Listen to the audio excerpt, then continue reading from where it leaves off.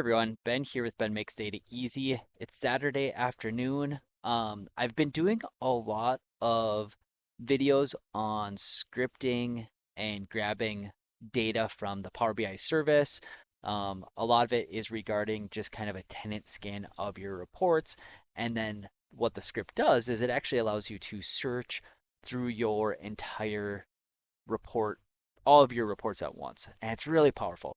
I really think it's a game changer, especially if you use the Power BI service to house a lot of your semantic models and you create reports off them. And especially if your Power BI footprint is large and not contained within like a single workspace or workspace.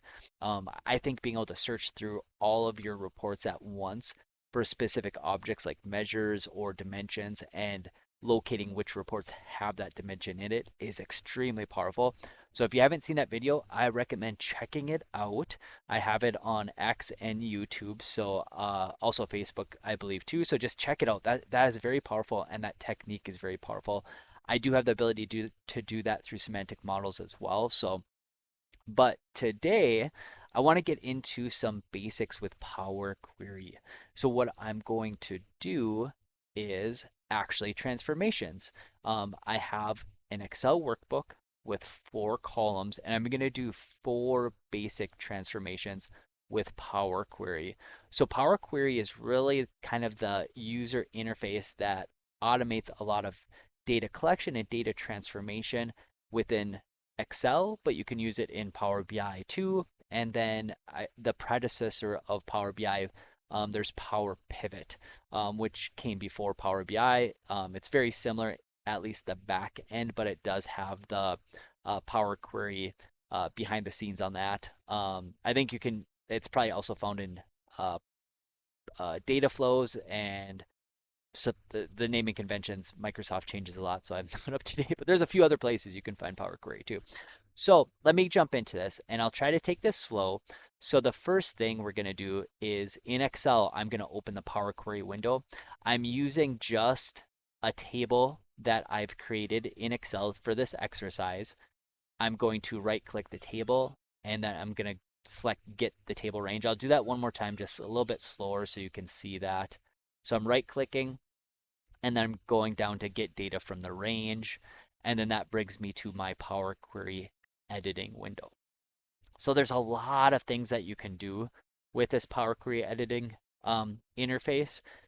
I would say 80 to 90% you can fully automate what you're doing by just clicking through and using this tool and using the native features to the tool. But then you can also get into the advanced editor and I did properties there and do a lot of the coding yourself too if you wanted to. My From my opinion, that's the code's just a little different. It takes a lot to get used to. Using like a Chat GPT or a Copilot or an AI tool to support you with that, that's helpful too. But again, from my experience, 80 to 90% of the transformations you probably can do with just using the click interface or the user interface for this. So let's get started. So this first transformation is we're just replacing the letter A in this first column on the left. So I'm going to right click it and then I'm going to select replace values. I'm going to find the letter A and then let's replace it with uh, replace so we know A with B. It's going to replace it with that whole text, but it just shows us how it's replacing it. It's a little bit easier to see that. Um, and then there's some advanced options. I'm not going to use any of those today, but I'm just going to say select. And this was NA, so you can see I replaced that capital A with what I had. You can see the lowercase a doesn't get replaced, so it is case sensitive, so just be mindful of that. But if you have a column in your table, that replaces it extremely quick. You don't have to go through and write a complex formula. The UI for Power Query does that for you. So let's look at column B. So some of these have spaces. You can see there's a space here in the word apple. Let's see, maybe not. Maybe at the end of apple there's a space. Yep, at the end of apple. Um, let's see, it might be at the beginning of banana. Not everything's going to have a space, but some of these do have the spaces in them. we can see there. So all we have to do is we'll right click that, and then we can go to transform, and then we can go to trim. So this is going to be the trim function, and that removes my spaces that are kind of hidden in there. And if you've worked with data before, that happens a lot. So it's just kind of a quick way to do that. You can see I no longer have those spaces on those entities. So why that's important is if you're trying to match up, let's say Apple to another dimensional table that has Apple with no space and you have a space, it's not going to match, even though it looks like. That can take a long time to find out sometimes.